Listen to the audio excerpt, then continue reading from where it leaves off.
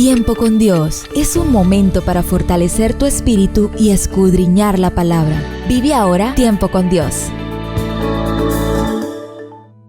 Bueno, mis amados, continuamos educando a los niños sin sufrir y hacer sufrir. Y en el libro de los Salmos, capítulo 20, versículo 7, nos da la palabra la introducción. Estos confían en carros, aquellos en caballos, mas nosotros en el nombre del Señor nuestro Dios tendremos memoria. Mire, un entrevistador encuestó a un número de personas en una agitada intersección de calles en el centro de Nueva York. Las preguntas eran las siguientes: ¿qué es lo que le brinda seguridad a usted hoy en día? ¿En qué cosas coloca usted su confianza? ¿Cómo contestaría usted estas preguntas? ¿Había pensado alguna vez en ellas? ¿De qué cosas puede usted prescindir en este momento en su vida y sin embargo sentirse seguro? ¿Qué sería de su vida si usted no tuviera un adecuado plan médico? Y si no tuviese un plan para cuando se jubile, y si no confianza en su propia habilidad para manejar los variados problemas, ¿cómo le parece?, a los cuales se tiene que enfrentar diariamente.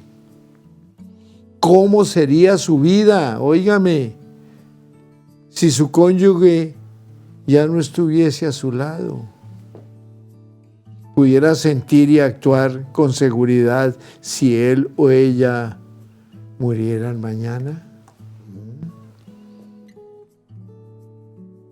Algunas de estas preguntas no son agradables, pero ellas nos revelan las realidades de la vida, los elementos de la seguridad en el mundo que encontramos en esas preguntas reflejan muchas de las respuestas dadas al entrevistador en la encuesta a la que hicimos referencia. Todas esas son las en que las personas confían en la actualidad, pero ninguna de ellas son totalmente confiables. Muchas personas confían en esas estructuras terrenales, pero estas son tan endebles que pueden desmoronarse de la noche a la mañana. Esta situación, óigame bien, hace que yo no me sienta muy seguro. ¿Y usted? David nos dejó algunos pensamientos importantes acerca de estas cuestiones. Él sabía la importancia de los implementos de guerra en su tiempo, pero también sabía que la fortaleza e inocencia humana no era suficiente. Confiar en el nombre de Dios y lo que Él ha hecho por nosotros a través de Jesucristo es la mayor fuente de seguridad. No importa lo que sucede a nuestro alrededor, podemos tener su paz y tranquilidad. ¿Tiene usted una opción mejor? Compartan juntos acerca de qué cosas les proveen comodidad y seguridad. ¿Cómo puede la presencia de Jesús darles un sentido de seguridad? Y si lo hacen, lo analizan, lo estudian, pues que el Señor les bendiga y vivan felices. Fernando les dice. Entonces, ¿qué lección quiero impartir en este momento? La lección no es que el mal comportamiento merezca un castigo, sino que para obtener tu atención y controlar su enfado, existen opciones mejores que el recurso a la violencia. ¿Quieres que aprenda que no se pega y que hay muchas otras maneras adecuadas para expresar sus sentimientos. Tercero, ¿cuál es el mejor modo de enseñar esta lección? Aunque aislarlo en su cuarto o aplicar algún otro correctivo no relacionado puede hacer que tu hijo se lo piense bien antes de golpear otra vez. Hay una alternativa mejor. Y si conectaras con él atrayéndolo hacia ti y haciéndole saber que goza de toda tu atención, entonces podrías identificar sus sentimientos y modelar la manera de transmitir estas emociones. Esperar no es fácil. ¿Quieres que juegue contigo y te enfadas porque estoy con el ordenador, verdad? Lo más probable es que recibas un irritado sí como respuesta. No es algo malo. Él sabrá que cuenta con tu atención y tú con la suya. Ahora puede charlar con él y mientras se va tranquilizando y es capaz de escuchar, puedes establecer contacto visual, explicarle que pegar no está bien y hablarle de ciertas opciones entre las que elegir, por ejemplo, usar palabras para expresar su contrariedad la próxima vez que requiera tu atención.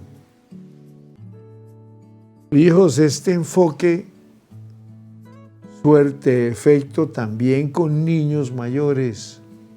Examinemos uno de los problemas más habituales a los que se enfrentan padres de todas partes. Las discusiones por los deberes escolares. Punto número 1. Imagina que tu hija de 9 años se resiste a hacer los deberes y los dos se enfrentan del modo habitual. ¿Cómo le parece? Al menos una vez a la semana pierde el control. Está tan frustrada que acaba llorando, chillándote y llamando malos a sus profesores por ponerle deberes tan difíciles y calificándose a sí misma de estúpida por tener tales dificultades. Tras estas proclamas, hunde la cara del abrazo doblado y se desmorona en un par de lágrimas. Para un padre esta situación puede ser igual de desesperante que la de ser golpeado en la espalda por el niño de 4 años.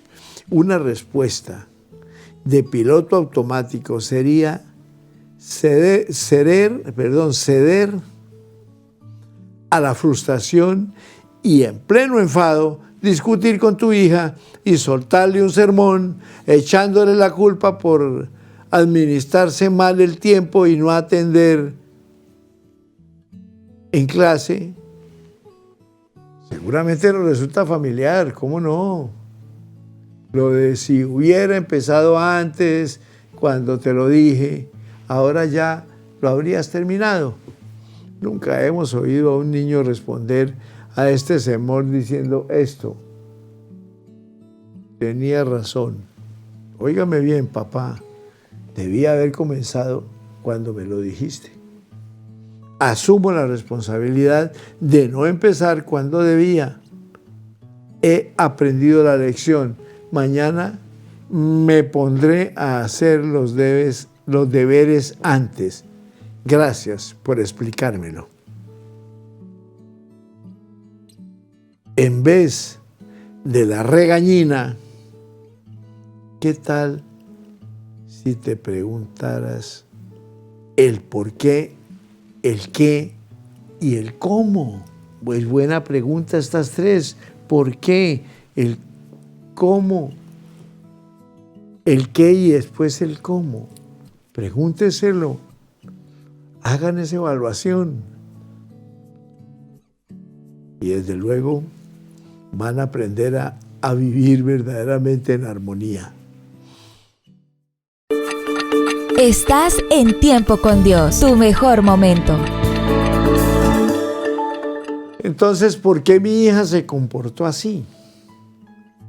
Los enfoques disciplinarios van a cambiar también en función de quién es tu hija y de su personalidad. Quizás los deberes escolares supongan para ella algo insuperable, y ahí su desespero ante una batalla que no podrá ganar nunca. Tal vez haya algo que le resulta demasiado difícil o abrumador y que le hace sentirse mal consigo misma. O a lo mejor es que solo necesita más actividad física. Aquí los principales sentimientos son de frustración e impotencia. O quizás el curso no sea tan duro en general, pero la niña se ha venido abajo porque hoy está cansada y se siente atribulada. Se ha levantado temprano, ha estado en clase 6 horas, luego ha ido a una reunión de Girl Scout que ha durado hasta las horas de cenar. Y ahora, después de haber comido, va a sentarse a la mesa de la cocina y resolver quebrados durante 45 minutos. No es de extrañar que se ponga un poco frenética para una niña de 9 años, incluso para un adulto. Es demasiado, ¿cómo no?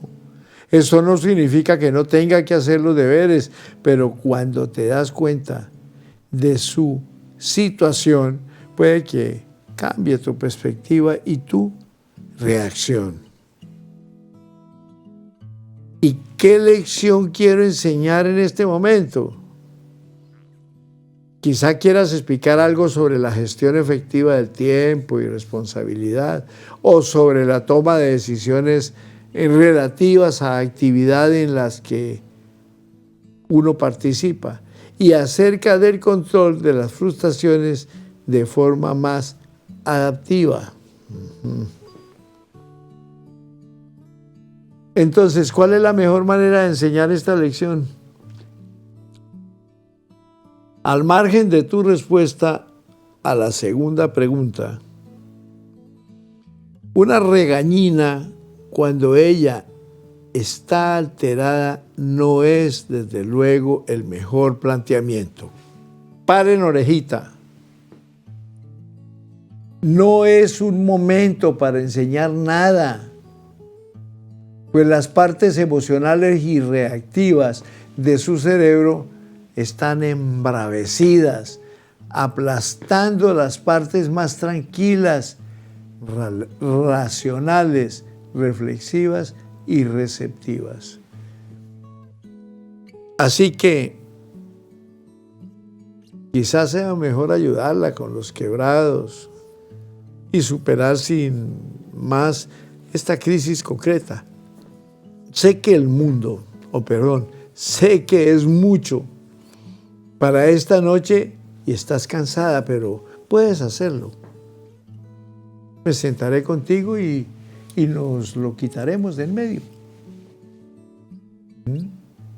Entonces, en cuanto ella se note más tranquila y los dos estéis compartiendo un cuenco de helado, o quizás incluso al día siguiente, puedes analizar si tu hija tiene demasiadas cosas que hacer o considerar si está esforzándose de veras para entender un concepto, o explorar la posibilidad de que hable demasiado en clase y se traiga a casa tareas pendientes, con lo que aumentan los deberes.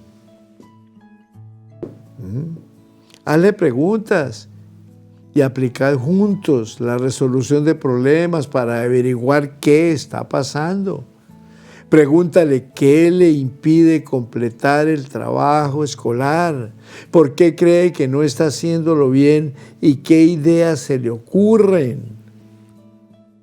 Enfoca la situación como una oportunidad para colaborar en la mejora de su experiencia con los deberes. Ella quizás necesita ayuda para crear destrezas que le permitan encontrar soluciones, pero implícala todo lo posible en el progreso. Procura escoger un momento en el que los dos se halléis en un estado anímico bueno, receptivo, y empieza diciendo algo así: lo que los deberes no está funcionando muy bien, ¿verdad? Seguro que podemos descubrir un sistema mejor. ¿Qué crees que podría funcionar? Preguntas sencillas, fáciles de responder y muy concretas.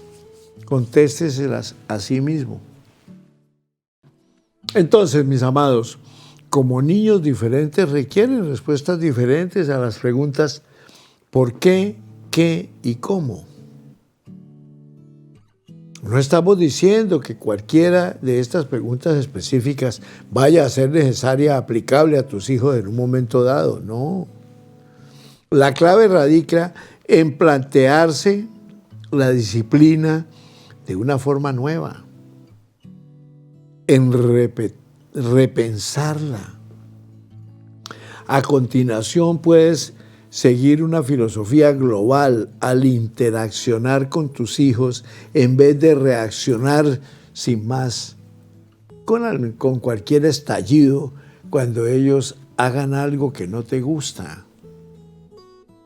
Las preguntas ¿por qué, qué y cómo? Nos proporcionan un método nuevo para pasar de la crianza reactiva a las estrategias receptivas e intencionales de cerebro pleno. De acuerdo, no siempre tienes tiempo de considerar detenidamente las 3 preguntas. Cuando una pelea juguetona en la sala de estar se convierte en una lucha a muerte, o cuando las gemelas llegan tarde a ballet, no es fácil seguir el protocolo de las 3 preguntas.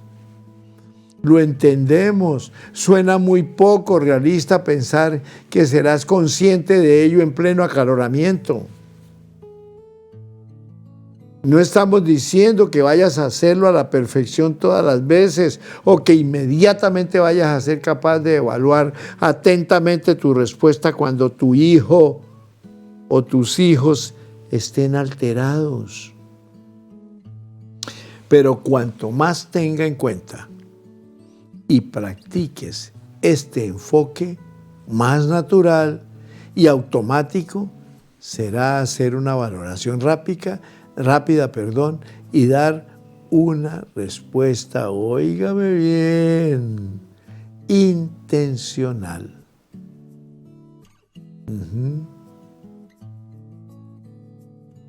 Incluso puede convertirse en tu opción por defecto, el recurso de elección. Con la práctica, estas preguntas pueden ayudarte a permanecer intencional y receptivo en circunstancias que antes provocaban reacción. Preguntarte por qué y cómo te ayudará a crear una sensación interna de claridad, incluso frente al caos externo. Por consiguiente, mis amados, recibirás la bonificación de tener que imponer cada vez mejor o menor o menos disciplina.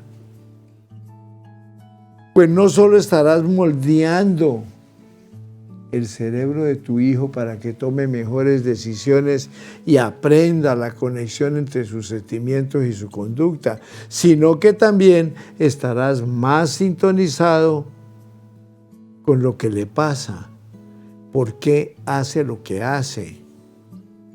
Con lo actual serás más capaz de orientarlo antes de que las cosas se agraven. Por esta parte, tendrás más elementos para ver las cosas desde la perspectiva, lo cual te permitirá saber cuándo necesaria tu ayuda, no tu ira. Estás en Tiempo con Dios, tu mejor momento. Bueno, en este cuarto segmento vamos a ver algo que no es muy importante conocer. No puedo versus no quiero. La disciplina no es de talla única. Ojo pues. Por decirlo de manera simple, formular las preguntas ¿por qué, qué y cómo? Nos ayuda a recordar quiénes son nuestros hijos y lo que necesitan.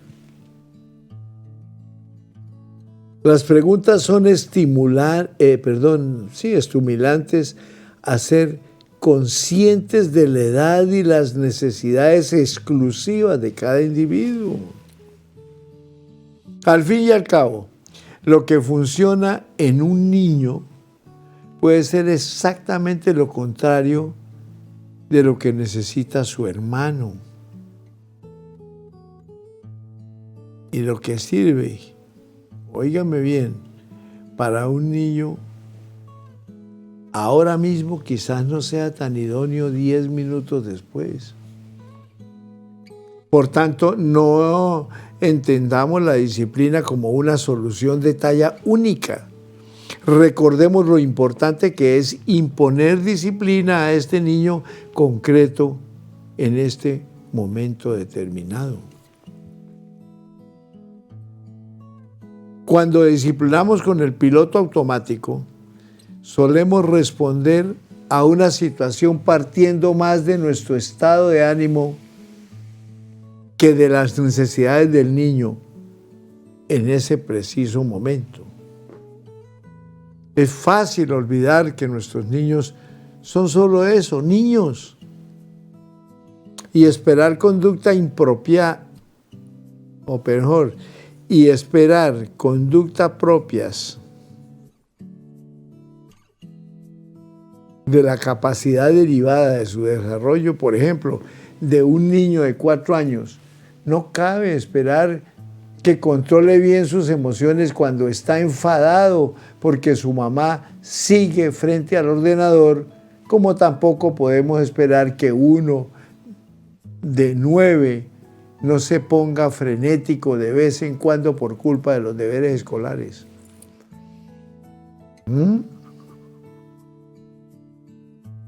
Vimos hace poco a una madre y una abuela de compras.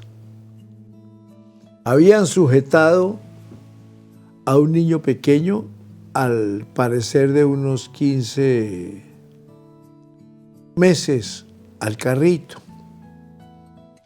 Mientras ellas curioseaban, mirando zapatos y bolsos, el niño no paraba de llorar.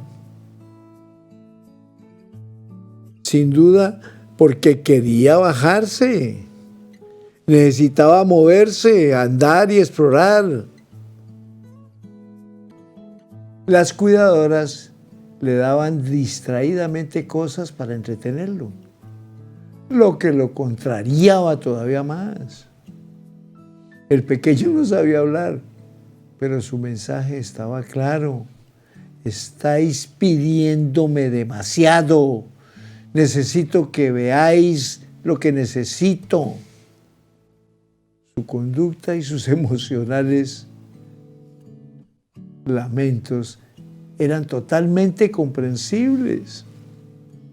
De hecho, hemos de asumir que a veces los niños experimentan y exhiben reactividad emocional, amén, de conducta oposicional. Desde el punto de vista del desarrollo, todavía no están actuando a partir de un cerebro plenamente formado, como explicaremos en el capítulo 2, por lo que son literalmente incapaces de satisfacer nuestras expectativas en todas las ocasiones. Esto significa que cuando imponemos disciplina, hemos de tener siempre en cuenta la capacidad del niño y cuanto más desarrollo, el temperamento particular y el estilo emocional, así como el contexto situacional. Una distinción valiosa es la idea de no puedo versus no quiero.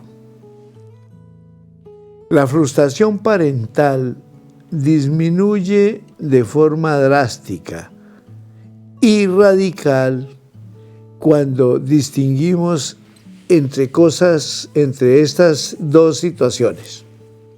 Mire, a veces damos por sentado que los niños no quieren comportarse de la manera que nosotros queremos, cuando en realidad simplemente no pueden, al menos en ese momento concreto. A decir verdad, una elevada proporción de malas conductas tiene más que ver con el no puedo que con el no quiero.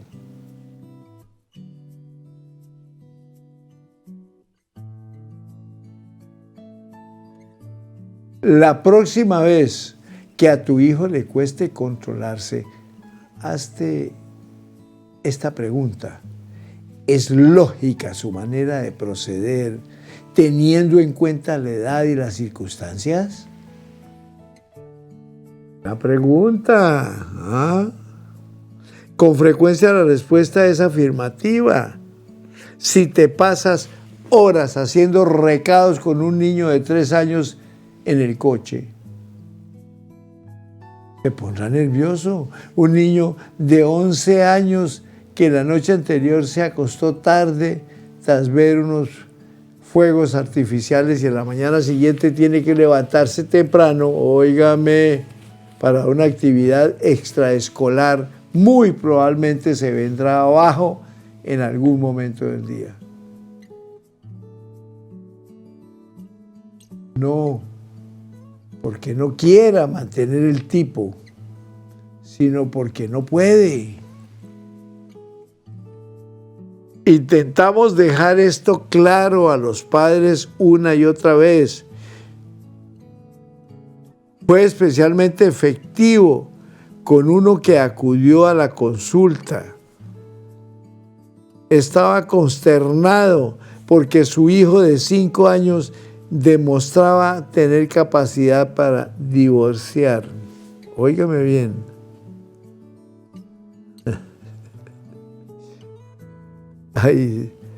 Estaba consternado porque su hijo de 5 años demostraba tener capacidad para actuar debidamente y tomar decisiones correctas, pero a veces tenía berrinches por la cosa más nimia. Se abordó así la conversación. Escuchen pues. Comencé intentando explicar a este padre que a veces su hijo no podía regularse a sí mismo, es decir, no estaba escogiendo ser testarudo o rebelde.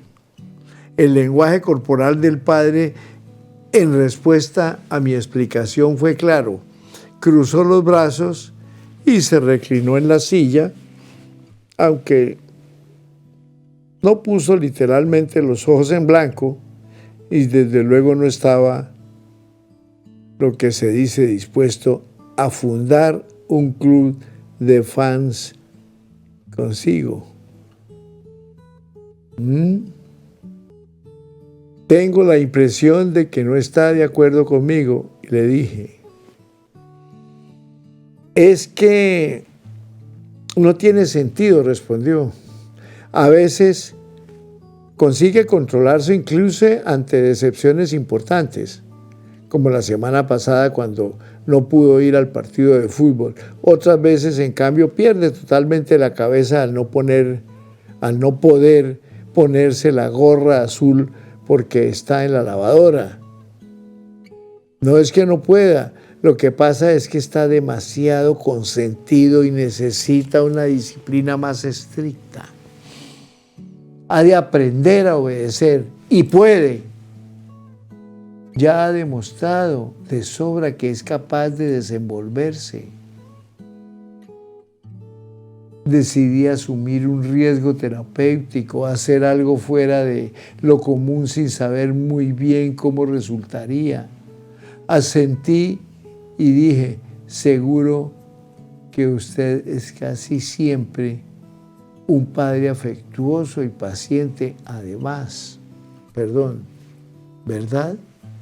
Sí, claro, casi siempre. Aunque a veces no, claro, respondió. Entonces intenté utilizar un tono más jocoso y humorístico. Así que usted puede ser paciente y afectuoso, pero a veces decide no serlo. Menos mal que sonrió. Empezaba a ver por dónde iba yo. De modo que seguía adelante. Si usted quisiera a su hijo, ¿no tomaría mejores decisiones y sería un buen padre todo el tiempo? ¿Por qué elige ser creativo e impaciente? Comenzó a asentir y se le pintó en la cara una sonrisa aún mayor, acusando recibo de mi tono bromista a medida que el tema iba quedando claro. Proseguí. ¿Por qué es tan fácil? ¿Por qué es tan difícil tener paciencia? Bueno, depende de cómo me siento, dijo. De si estoy cansado o he tenido un día duro en el trabajo o algo así. Sonreí y dije, ¿sabe dónde quiero ir a parar, verdad? Estás en Tiempo con Dios, tu mejor momento.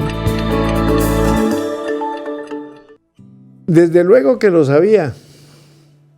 Pasé a explicar que la capacidad de una persona para resolver situaciones como es debido y tomar buenas decisiones puede fluctuar según las circunstancias y el contexto de una situación dada. Simplemente por ser humanos, nuestra capacidad para desenvolvernos no es estable ni constante. Y sin duda, este es el caso de un niño de 5 años. El padre entendió a la perfección lo que le decía. Que es un error suponer que solo porque el pequeño podía controlarse bien en un momento determinado, sería capaz de hacerlo siempre. Y que cuando el hijo no gestionaba bien sus sentimientos y conductas, ello no evidenciaba que estuviera consentido y precisara una disciplina más severa. Lo que necesitaba más bien era comprensión y ayuda mediante la conexión emocional y el establecimiento de límites. El padre podría incrementar la capacidad de su hijo. La verdad es que nuestra capacidad fluctúa según sea el estado de ánimo y el corporal. estados que reciben la influencia de muchos factores, especialmente en el caso del cerebro en desarrollo de un niño en desarrollo. Seguimos hablando y quedó claro que él había entendido la idea, había captado la diferencia entre no puedo y no quiero y había comprendido que estaba imponiendo expectativas rígidas e inadecuadas desde el punto de vista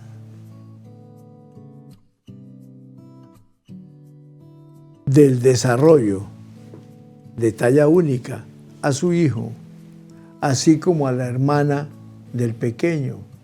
Este nuevo planteamiento le habilitó para desconectar el piloto automático parental y empezar a esforzarse por tomar decisiones intencionales momento a momento con respecto a sus hijos, cada uno con su personalidad y sus necesidades en cada situación concreta. El padre comprendió que no solo podía seguir fijando límites y firmes y claros, sino que podía hacerlo con más eficacia y respeto al tener en cuenta el temperamento y la capacidad fluctuante de cada hijo, además del contexto. Como consecuencia de ello, sería capaz de alcanzar ambos objetivos disciplinarios: aumentar la cooperación de su hijo y enseñarle destrezas y lecciones vitales importantes que le ayudarán a medida que crezca. Este padre estaba descubriendo ciertas suposiciones de su modo de pensar, como que el mal comportamiento es siempre una oposición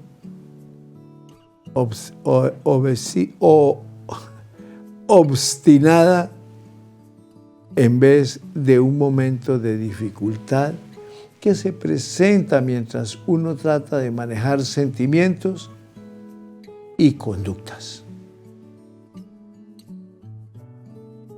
Gloria a Dios, gloria a Dios, gloria a Dios.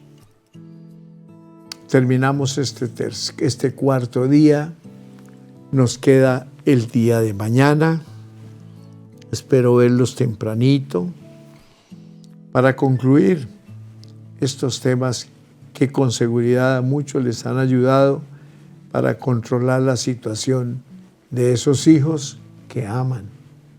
Y además aprender en sí a desarrollar el potencial que tenemos educando con sabiduría y no con altivez, con enojo, haciendo llorar, sufriendo y haciendo sufrir. Eso es el encuentro hasta aquí. Mañana nos vemos tempranito para la gloria de nuestro Padre Celestial.